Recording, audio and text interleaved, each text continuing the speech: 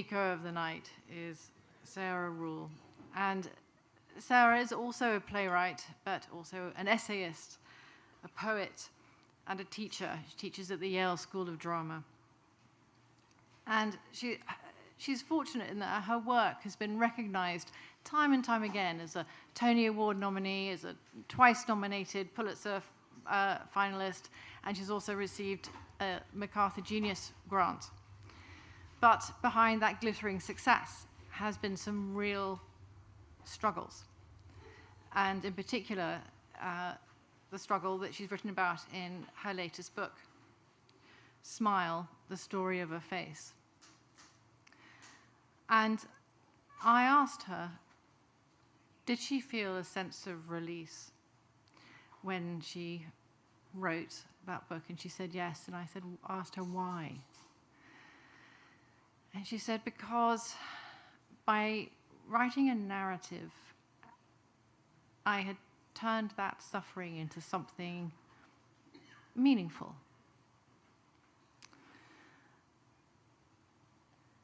And I realized that, in a way, that is the essence of being a writer, that the narrative becomes the meaning, and then the meaning becomes the life. So, ladies and gentlemen, I'm delighted to introduce to you Sarah Ruhl.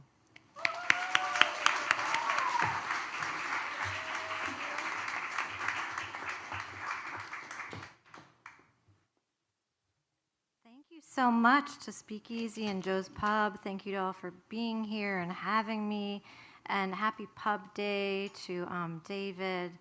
I love being with these other extraordinary writers. And the writers and I were joking in the green room because you all might not realize that speaking in public is a special torture for writers, because the whole point of writing is getting it really right on the page and then having a book cover separate you from the reader. So to look at you directly is kind of a special kind of, gift, not torture, gift. I'm going to tell a story about facial paralysis that happened to me about 12 years ago. I had just had a high-risk pregnancy with twins who are here tonight.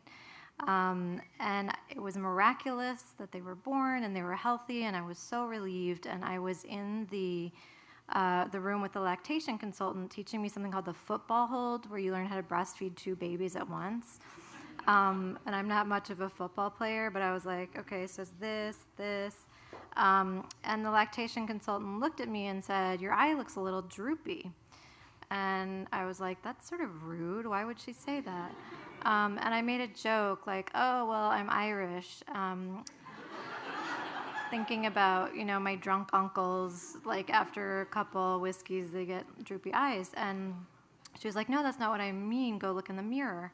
So I went and I looked in the mirror, and what was astonishing was before I looked in the mirror, I was one person, and after I looked in the mirror, I felt like an entirely different person, because this side of my face had totally fallen down and was paralyzed.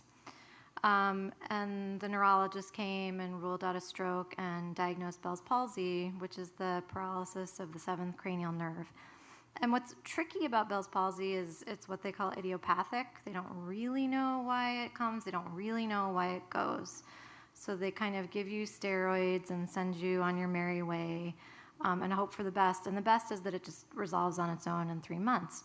So that's what I was hoping for when I left the hospital. And I really, really wanted to smile at my kids because I loved them so much, and I just wanted to show them the joy on my face, and I felt like I couldn't, and that was really, really hard.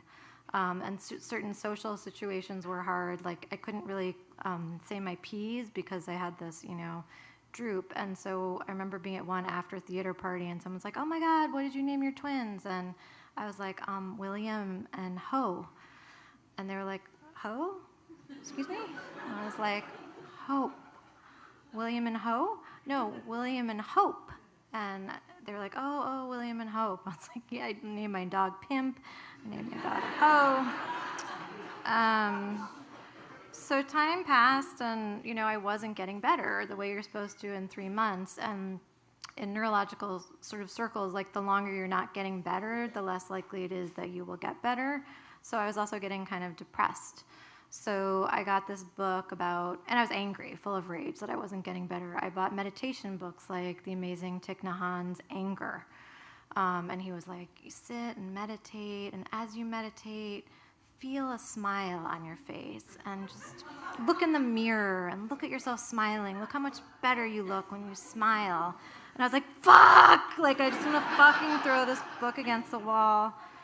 And then I went to a neurologist and was like, so, what do you think? And he's like, yeah, you're not getting better. You have a tic. Nothing's getting better. You need experimental neurosurgery. And as a writer, I was like, experimental and neurosurgery should never be in the same sentence, ever. So I just kind of ignored it. I just kind of tunneled in and became something of a turtle. And that was easy because it's easy for writers to observe and not really be in their bodies. So I would do things like go to the Tony Award nominations, and there'd be this like phalanx of photographers being like, smile for your Tony, and I couldn't. And they're like, oh my God, what's wrong with you? Can't you smile for your Tony? And I was like, no, my face is paralyzed. And then they would kind of look very sober and take my picture and kind of skitter away. And I think this is a time where time passed and I was sort of being, it was a static time. I was busy being a mother, busy being a wife and a playwright, trying to be a good citizen when I could, but not really living in my body. And at some point, my husband, who's a wonderful man and psychiatrist, said, why aren't you writing about this? You tend to write about what you are suffering most about. Why haven't you written about Bell's palsy? And I was like, oh, what kind of story is that? It's so interior and there's no drama in it.